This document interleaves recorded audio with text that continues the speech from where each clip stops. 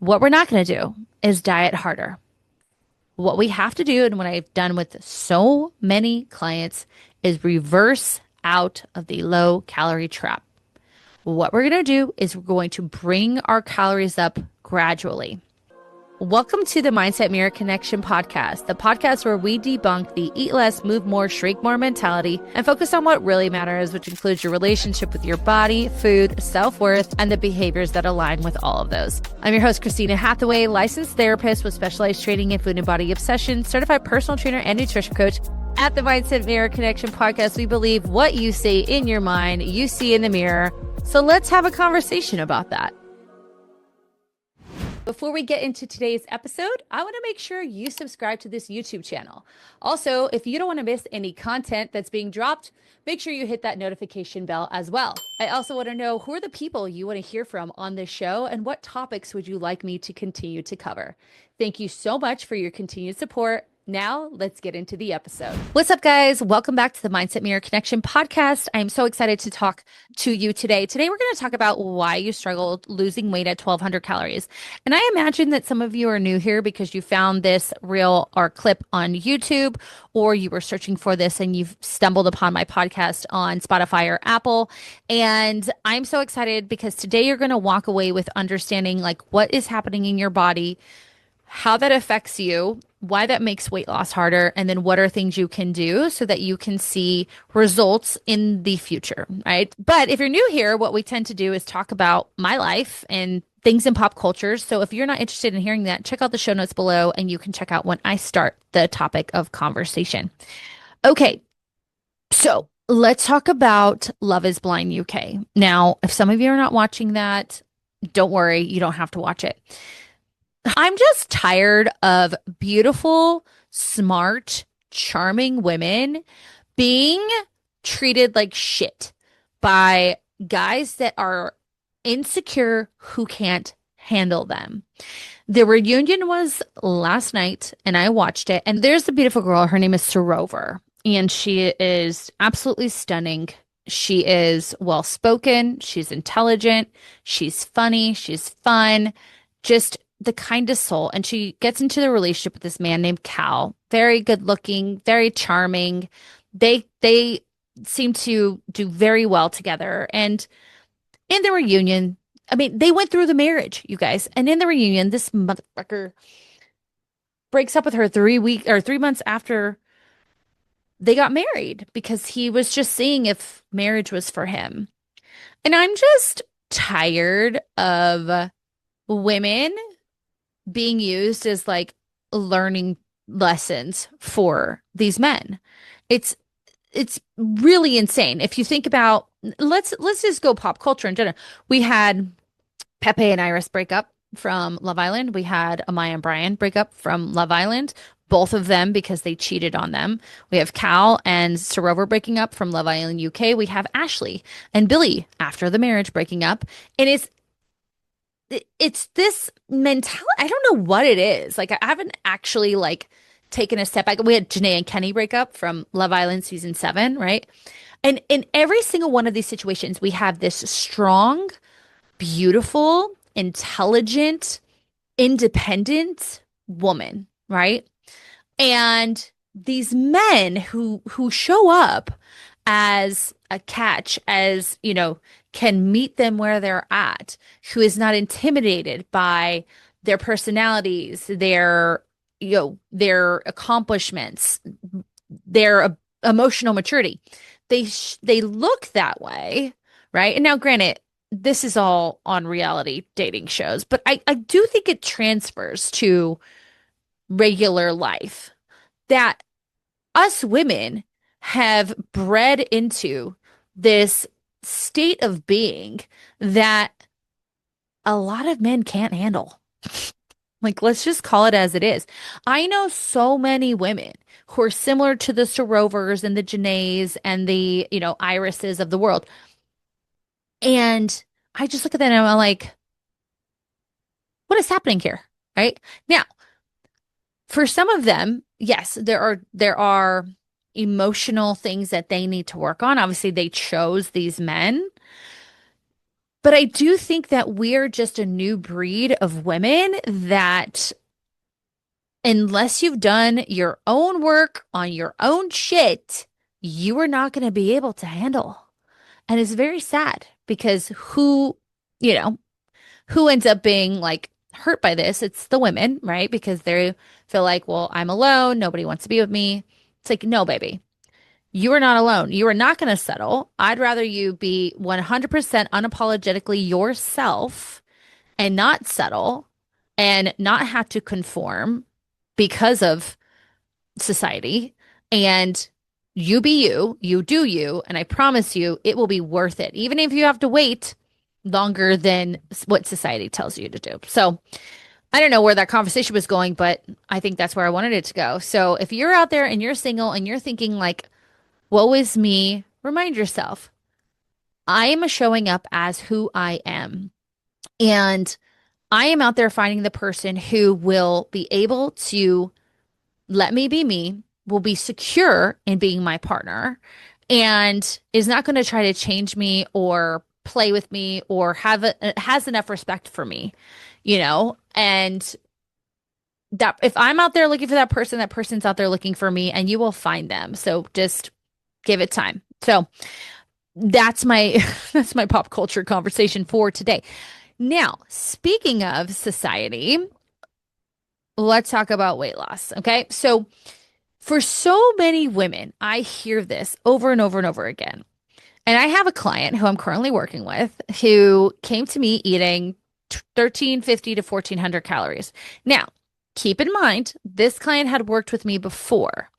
And this was one of those client relationships that it didn't kind of end in the way that it normally does. She had gone through a lot of loss in her life, and everything just felt really hard. And she wasn't in a place to kind of go there about, what can you do, the minimums, all of that. She just wasn't open to it. So our relationship ended pretty abruptly.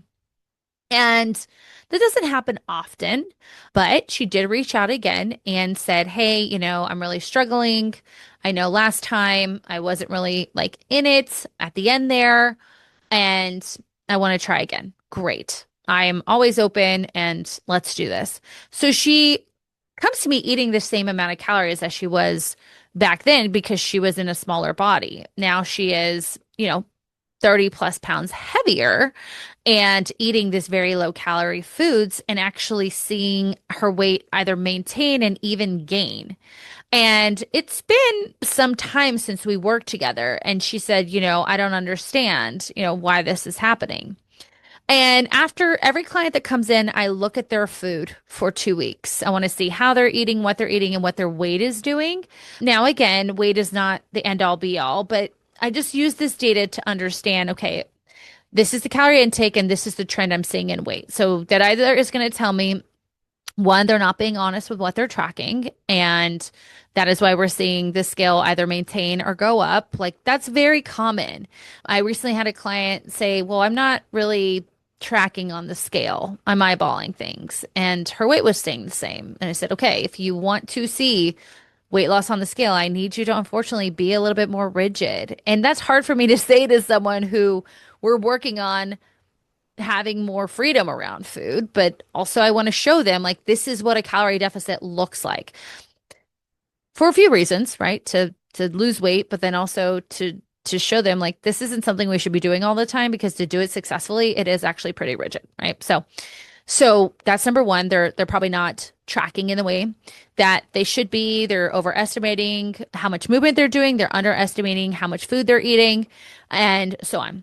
Number two, they have yo-yo dieted for a very, very long time. They have eaten in very strong calorie restrictions and then binged and then, gained the weight back and just yo-yoed so much so that their metabolism has adapted to this yo-yo. And I'm going to talk about that part today and how our bodies are affected by the yo-yo diet cycle and how that affects our metabolism.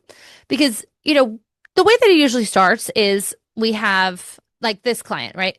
She thought, okay, well, I'm just going to eat the way that I was eating in the calorie deficit. But she's like, I don't understand. I'm gaining weight. I'm gaining weight. And it was really frustrating to her.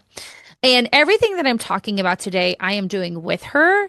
And we're still in the middle of it, but it is working. Everything that I'm talking about, this is a 60-year-old woman, by the way. It is working exactly how I'm going to explain it to you, right? But she was getting frustrated because she's like, how, when I was working with you, this amount of calories showed weight loss, and now I'm maintaining and even gaining weight. And again, it's we're taking the weight on average for the week. We don't take it each day because your weight fluctuates up and down. But let's just put it into context for all of you, right? You start a new diet, calories drop, the scale moves for a while, right? Or it doesn't, or you plateau, right? So then it stalls out. Out of frustration, you cut your calories even more. It works briefly, then again, it stops. And eventually you start cutting so much that it becomes absolutely unsustainable for you. You eat more, right? Because it's unsustainable, and the weight comes back. And sometimes even a little bit extra weight comes back. That is the epitome of the yo-yo cycle. And every round that you go through leaves your metabolism a little more suppressed than when you started. So let's talk about what your body does when calories actually drop. So when you lower your calories, your body doesn't see it as a diet, right? It sees it as famine. I talked about this in a couple of episodes ago. So the body does make these adjustments to keep you alive. Because remember back in the day when our ancestors were doing their thing, we were either in a feast or a famine, right? And our bodies adapted to whether it was in a feast or in a famine. If it was in a feast, it stored fat, it stored that as energy. It was like, yes, give me more. And, we weren't in diets back then. We were just trying to eat as much as we can so that we could survive. And we were in famine, it would slow down the processes I'm going to talk about. So it slows your metabolism, right? So fewer calories are burned at rest. We have to remember about 60 to 70% of the calories we burn each day are at rest. And if that resting calorie burn slows down, that's a big chunk of the calories that we burn every day. Okay. It also reduces our movement, which is that's how incredible our body is. We will not fidget as much. We will not want to get up and walk. We will not even blink as much. Like, I'm not even joking. And I want to talk about this because on Saturday I went to this kind of HIIT class. It wasn't really HIIT. It was a lifting class, and it had two supersets, 2 rounds, but it was higher endurance. There was a little bouts of cardio in the middle, and then there was like a meditation at the end. I love the class. I'm going to do it again. However, I've been through it, right? Like, my emotions are all over the place. Sometimes, I'm still not at like the place of eating as much as I should for training for something like that. And when I got home, I didn't want to get off the couch. That's my body reducing its movement because it didn't have enough energy. Okay. Next thing that happens is it will shift your hormones, right? So your hunger hormones will increase because it's like, I need food. I need that energy. And your fullness hormones will decrease. And we see this a lot. We see this in stress. We see this without sleep, which I talked about. And the other thing, though, is that the thyroid output slows down. And our thyroid is like our temperature gauge, right? And our thyroid helps with so many processes in the body. If you want to learn more specifically about the thyroid, you can check out my interview with Dr. Saren, who is a specialist with the thyroid. She is amazing, and you can check out that episode. Lastly, when we are in, this famine state, our stress hormones rise because cortisol encourages fat storage, right? And also cortisol pumps the body full of glucose. And it says, I need this, I'm in this stress state. I need this energy. And then it doesn't use it, right? And so it's kind of in this like frazzled place, like it's glitching, the system's glitching. But needless to say, cortisol encourages fat storage to be used as energy for later. We don't want to store energy as fat. We want to store it in our muscle, right? And this, of course, usually happens around the midsection. So in the short term, you might see your weight drop, but the longer you stay in this underfueled state, it's harder for your body to kind of fight back from what it naturally wants, which is to feel like it's getting enough energy. So the yo-yo diet cycle plays out. So again, you cut your calories really hard. And for a lot of you, that is 12, 1300 off the bat. You have no idea if that even makes sense for you. I've had women in very large bodies, 250, 300 pounds, eating 1200 calories. Their resting metabolism alone is probably 1800 to 2000 calories just at rest, what they need to do without moving an inch. And they're eating 1200 calories, right? So cut hard, initial weight loss, some fat, but most of the time also muscle and muscle tissue. Then this metabolic adaptation happens because the body becomes efficient at running on less. So fat loss stalls or slows down, right? So you get frustrated, you cut even more, right? The muscle loss accelerates in these low calories and your metabolism slows even further because remember, muscle is a metabolically charged tissue, meaning it requires more energy to be in your body, meaning you need to feed your body more in order to keep that muscle, right? So that is incredibly dangerous. We don't want to lose muscle. If we do it for a long period of time, it can actually really affect our health. But at a certain point, you're like, I give up, right? And you return back to normal eating. But now, the same calories that used to maintain your weight are causing weight gain. And not only causing the regain, but also fat storage. The weight comes back on and often comes back as fat, not the muscle that you lost, right? So every round of this leaves you with less muscle, which leads you to a slower metabolism and a body that feels inflamed, a body that feels resistant, a body that feels bloated. What else do you guys tell me? Icky. I feel like the Michelin man, da da da da da. Okay. Over time, with repeated yo yo dieting, under the surface, your body is lowering your maintenance calories.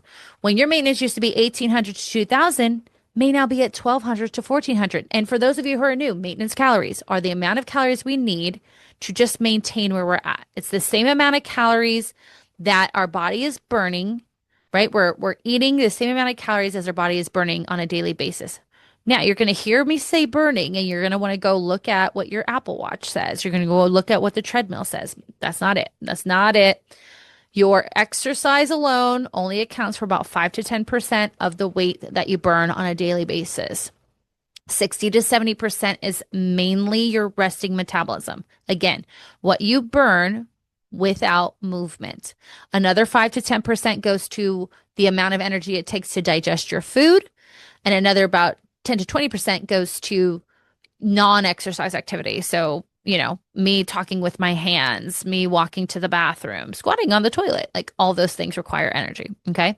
So over time, that yo-yo dieting cycle happens and your maintenance calories lowers. Okay. So what you burn at rest throughout the day lowers. The reason why this lowers is because your body is saying, okay, I I'm not getting energy in, or I'm constantly in this low energy state, high energy state, low energy state, high energy state. And I can't handle this. So, in an effort to prepare for that, I am going to stop using energy on things that don't matter. Let's just face it. Your hair growth doesn't matter, right? Your nail growth doesn't matter. Your cellular turnover on your skin doesn't matter, right? So, it will stop using energy for things that don't matter, that are not life-threatening, right? And I mean, that could be a lot of stuff. Reproduction, digestion, God, a lot of things. So it stops using energy on things that don't matter in an effort to cut back on your maintenance calories. So it's saying, well, we don't have to maintain as high because we're not exerting as much energy on the things that don't matter. So I can lower my maintenance, like the amount of calories that I need in. So again, that causes us to lose lean muscle mass, because if I'm trying to reduce the energy I'm burning in a day, why would I keep around this tissue that requires a lot of energy to keep around? So it will lower your lean muscle mass, again, your most metabolically active tissue. It will increase the signals for fat storage. This includes your body becoming insulin resistant and cortisol dominant. You'll see rising inflammation, such as puffiness, achiness in your joints, fatigue. And, what ends up happening is your fat cells become more, your fat cells increase over time. And the more fat cells you have, the more inflamed you get, right? Fat is very highly inflammatory. And so it's this kind of like, if you think of like an infinity signal, right? So we have all these things happening and they're just making everything, each of them is making the other worse, right? And then, of course, we have the hormonal disruptions. Your thyroid will slow down. Your reproductive hormones will shift. Because remember, that doesn't matter right now. Reproduction doesn't matter right now. So your body will literally shift its hormones. This is why we see women lose their period when they're not getting enough energy in. And the stress hormones end up dominating because guess what, baby girl? You're in a stressed state. And this is why it can feel like you're working hard as, right? Harder than ever, and your body is not responding. And I've seen it over and over again, right? With this particular client, she, again, was eating in the low calories. I was seeing it. And this person I trust, she's a hard ass. You tell her what to do, she's going to do it, right? And her weight was not budging. And I had to have the conversation with her that, hey, we need to try something different, especially for her, because we got to think this is someone who's in postmenopausal. But let's just layer on perimenopause or menopause, right? So perimenopause, postmenopause, the cycle gets even harder to escape because now, of course, our estrogen is dropping, which only exacerbates being less insulin sensitive, increasing belly fat in our, belly fat storage, or yeah, that's what I want to say. Your cortisol is already high. We throw in perimenopause, cortisol does increase. Funny thing is, I'm doing a new training. My first initial certification in menopause was a menopause coaching specialist, which I completed. They just came out with a new menopause program, or I'm sorry, a menopause plus. So it's kind of an additional to the original program. And what I've learned from that program is that estrogen dropping isn't necessarily why our cortisol goes higher. Because technically, if estrogen drops, should our cortisol. There are other factors in play. And I'm going to do a podcast on that, hopefully in the future. So whatever that is, and let me just say this, the reason why your cortisol is higher is because your stress is higher in life in general, right? And you're doing too much because in midlife, it's that sandwich era. We have kids who are still needing us, right? Maybe they're in school, maybe they're graduating, and then we have parents who need us, right? Parents are aging. Maybe there's an illness, things going on. You have a marriage. You're probably very high up somewhere in your career, so on and so forth. And that is why cortisol is usually higher. But again, I'll do a podcast on that. And then again, as we age, because, we're not moving as much, we have all this stress, our natural muscle loss is going to happen because you're not chasing kids around. You're not, planning the workouts with your girlfriends every single day because you've got all this other shit to do, and your metabolism declines even faster. So the old tricks, the eating less, doing more cardio, just stop working, and they actually at times backfire. So I want to say this though, even if you're not perimenopausal or menopausal, this shit still happens. Okay. So let's talk about how to break this cycle. What we're not going to do is diet harder. What we have to do, and what I've done with so many clients, is reverse out of the low calorie trap. What we're going to do is we're going to bring our calories up gradually. What this signals in the brain is I'm getting more energy in. I can start using that energy on things that don't matter. I'm turning on systems that I turned off to conserve this energy. Okay. But we have to do it gradually, because if your current maintenance is 1,400 calories and you start eating where your maintenance used to be at 1,800 calories, you are in a 400 calorie surplus. So you will gain weight. This is why we do it over time. We kind of like slowly allow this to come back in, right? So 100 calories, 50 to 100 calories, depending on the person. Each person, sometimes 100 sounds like a lot when really it's a string cheese each week. And maybe for me, it's usually a couple of weeks. And we just increase those calories by 100 calories. We see what the weight does. For some people in the reverse diet, they'll see weight loss because their body's burning more energy at rest through this process. For others, they'll just stay within this range. That's what happened with this client. She stayed within this like 3 pound range because again, the scale, our body weight changes all the time. Some people might even say a little bit of a weight gain. That is okay. It's very small. So over time, we're increasing the calories by 100 calories. We stay there and our body says, okay, I see you. I raise your metabolism. That's not exactly how it works, but just hear me out. We do another 100. We do it over this period of time. Body says, okay, I'm going to raise that metabolism up.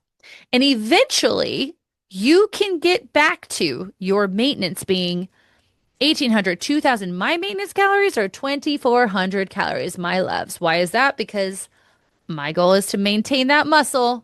I just had an in-body scan and she goes, this is the best in-body scan I've ever seen. I was like, thanks. And it wasn't like crazy. I wasn't like, I mean, I've had in-body scans that were like 15% body fat. This was 22. And I was like, love that for me. And an increase in muscle mass, more importantly. So you can get to a higher maintenance, right?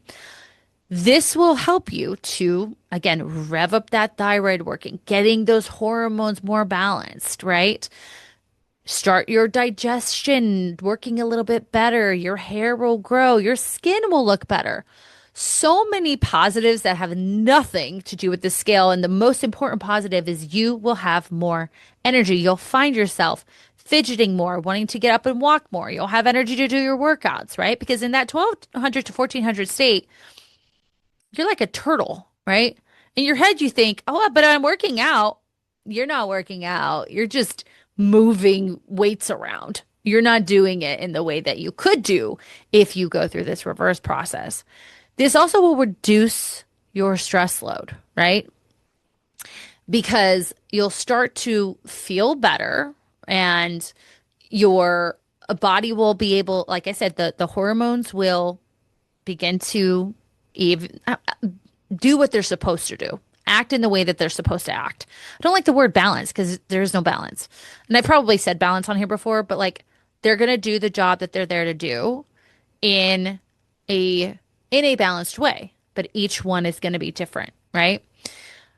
The other thing though that I want you to do in this time is pull yourself away also from the like punishing cardio, those type of workouts. Instead, we're going to focus on strength training, full body, 2 to 3 days a week, focusing on progressive overload. So progressive overload is when we are tracking our weights, our reps, our sets. We're seeing how we're increasing the weights, the reps over time, and seeing how our strength is growing. Because as we're getting stronger, that means we're building muscle. Both are true. They can only be true together, right? If we're seeing that we're plateauing in the gym, that's not a good sign. And I'm guaranteeing in that 1,200 to 1,400 calorie range, you're either staying the same or plateauing some. Now, caveat here. I have clients who are really, really heavy lifters who are going to hear this and be like, I told you I was plateauing. No, you're not. You're lifting really freaking heavy. And you're when you first started, you would start seeing these progressions, relatively quickly over time. Like you'd start seeing yourself progress in the weights. But once you get to the top of your weight range, it's going to take a lot more time for you to see those PRs. So just wanted to throw that out there. And of course, what we're going to do is fuel properly when we're reverse dieting. We're going to prioritize protein so that we can keep that muscle. We're going to eat whole foods and balanced macronutrients. Now, you don't have to track food to do that. We want to have a quarter of our plate be a lean protein, right? I saw I saw a TikTok where a woman was showing what she ate on like a GLP-1. I don't know why. And it was like one drumstick baked in the air fryer. I was like, do like three, just three drumsticks. 'Cause, like, think about the meat on a drumstick. It's like that's not enough, right? So 25% elite protein, make sure it's a good amount, right? Don't skip out on it. Then we have, a quarter of our meal, the, starches, your whole wheat or complex carbs, and then the other half of your meal, colors, right? Add in some healthy fats, 1 to 2 teaspoons. We're good to go. Or like avocado, nuts, seeds. Wonderful. We're eating those foods to stabilize. What we're not going to do is overdo it with the processed protein bars, the processed shakes, things like that. I had a shake today, but it was more like a snack. It was just because I wanted to have a little bit more coffee. So I was like, oh, I'll just throw a shake in there, right?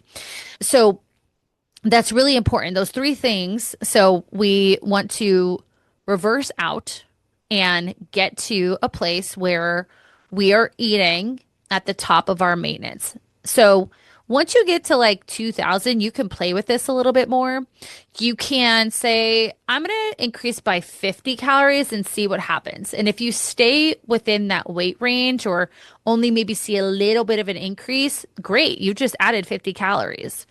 And what's really important with the reverse diet is you want to be patient with it because once you get to your maintenance, you got to live there for a while. A lot of people get impatient. They're like, well, I'm at maintenance. Is it time to cut? Is it time to cut? And I'm like, if you're asking me that, no, because you're mentally not there yet. But I will have clients cut too soon and they'll see weight loss initially and then it'll stop. And they get frustrated. And I'm like, I told you so, right? And we have to kind of go through the process again, and it actually extends the weight loss phase longer than it should be. So we want to get very patient and really start feeling good. Because again, if we are reducing the stress load, right? Reducing it just by eating more, but also what we're eating, right? Eating more whole foods, plus pulling back on those extreme type of workouts. We're strength training, we're building muscle, then, we're going to feel good mentally. We're going to feel good physically, emotionally. It's going to feel very sustainable for you, right? Learning how to eat in a way that supports whole foods. That doesn't mean you'll have to eat that way all the time. But again, I'm not hitting those macronutrient targets by processed foods. We can have those here and there, but it's not our go-to because they're ultra processed foods. Just let it be known. So you can create a foundation in this phase before your fat loss, which I'll talk about, of supporting your emotional health, right? Your gut health, right? Eating more fiber, eating more protein. You're going to feel fuller longer. You're going to have better bowel movements. And while you're thinking, I need to cut, I want you to assess, am I hitting my protein targets? Am I hitting my fiber targets? Am I reducing my processed foods to maybe 20% of my meals? Am I feeling good in the gym, right? Do I feel as if I am energized? Is my libido back? Is my, again, bowel movements more regular? Am I sleeping better? So when you get patient, I want you to kind of almost give yourself like this invoice or like quality control checklist. And if it's not a yes to all of those, we're not ready to cut. However, when it is a yes, we've built that foundation, we are ready to cut, then we can go into a fat loss phase. And depending on how high you've got those maintenance calories up to and how long you stayed there, you will want to be in a fat loss phase anywhere. I mean, some people can be in a fat loss phase for 4 weeks. Some people can be in a fat loss phase up to, I would say, 12 weeks. And then we're going to diet break. The fat loss phase is If we want to be aggressive, we can go 25% of your total daily calories, which is roughly about 500 calories if you're eating a 2000 calorie diet. For some, it could be 250 calories, right? Which is a little more conservative. And just see what your body does at the higher calories. You'll still lose weight, you'll lose some weight. Then when you plateau, you have a little bit more room to go down, right? Now, keep in mind that as your calories or as you lose weight, you now require less energy to stay alive, meaning your maintenance will gradually come down as you lose weight. But because we're doing this the right way, because we've created that foundation around managing our, what we're intaking, right? So eating whole foods, hitting those targets, strength training, not putting a ton of stress on our bodies, we are less likely to go back into metabolic adaptation as we have before. But keep in mind, you might think, well, I did the reverse and I maintained it. Now I'm going to cut real deep, right? I'm going to cut underneath what I need at rest. Your body will remember that and it will fight you back. So don't do that. I would say 250 calories, start with that. Start with that. The problem with 250 calories is it's not a lot of room for a deficit, but start with that. See how your body does. What I meant by that, it's not a lot of room for a deficit. It's like you could eat that 250 very easily if you're not on top of it. Okay. But I would start there, recheck your foundation, see at 250 what your body does by weighing yourself daily. We take the average for the week and see, okay, well, I've seen about 0.75 pounds of weight lost. And for some of you, like, that's not enough. I need to see 3 pounds in a week. No, you don't, because you're just going to end up back where you were, not losing weight at 1200 calories. If you actually looked at what a pound of fat looks like, it's a lot. For some of you, it will be like 5 pounds in a month. That's not enough. Have you ever picked up 5 pounds of potatoes? Go pick it up. It's a lot, right? And you stay in the deficit until maybe we diet break. And a diet break is just bringing your calories back up to maintenance, giving your body, your mind a break. For some people, after 8 to 12 weeks, they actually will repeat the process and reverse and go back to maintenance. And we just do that over and over again. And I do this with people every single day. I have worked with thousands of clients who I have reverse dieted. It has worked brilliantly. Again, for that particular client, she reversed. She was stayed within this 3 pound range. I'm not going to lie to you guys. It was hard for her. She's like, but I'm not losing weight. I'm doing this program and I'm not losing weight. And I had to reassure her often, that's not our goal right now. I need to heal this process, this loop, this adaptation that your body has gone through. And now I have put her in a fat loss phase and it's working. Even over 2 weeks, we're seeing, I think it was 1.2 and 1.6 pounds of weight loss. Brilliant, right? Whereas at this is at 1,515 calories. When she came to me, she was at 1,350 and couldn't lose weight. So not only is she losing weight, she's losing weight eating more food. Crazy. And she's not on some crazy workout plan. She's got 3 strength workouts and she likes to do the Peloton. So I told her 20-minute in and out, right? So if you are not seeing weight loss at 1,200 calories, 1,400 calories, this may sound crazy to you. Wait, you're telling me that you want me to increase my food intake? Yes. We need your body to trust you again. Your body is brilliant. You do not give it the credit that it deserves. And like I said, if it thinks it's in famine, it's going to adjust how much energy that it burns to survive. And it will do that if you don't feed it enough. If you want to help on this, let me know. Myself and Coach Olivia will be here to support you. We both have worked with many, many people with their nutrition, with exercise, and as both of us being mental health providers, master's level mental health providers, we will also help you with the stressors that come along with this. The fear of weight gain in the reverse diet, the fear of, not of being stuck, if you will, at this weight and educate you along the way. If you want more information about working with us, please check out the show notes below. And that's it. The bottom line here is if you're stuck in the yo-yo cycle, your body isn't broken, it's adapted, right? You can teach your body to trust that food again. You could rebuild your metabolism. And when you do, fat loss is something that becomes a byproduct of a well-fueled, well-supported body. So if this spoke to you, share it with someone you know who's also on the hamster wheel of dieting. And remember that food is fuel. It's not punishment. Okay? Okay. Also, if you guys love this episode, I'd love a 5-star rating and review. Please get your phone out, go to Apple. If you need to download Apple, because some of you don't listen on Apple, some of you are watching this on YouTube, the reviews on Apple are huge for me. And I cannot tell you enough how much it helps. I do this podcast. Yes, it's complimentary to my business. And yes, we get clients from it. But I'm going to tell you, it's not like, we get more clients from our own client referrals.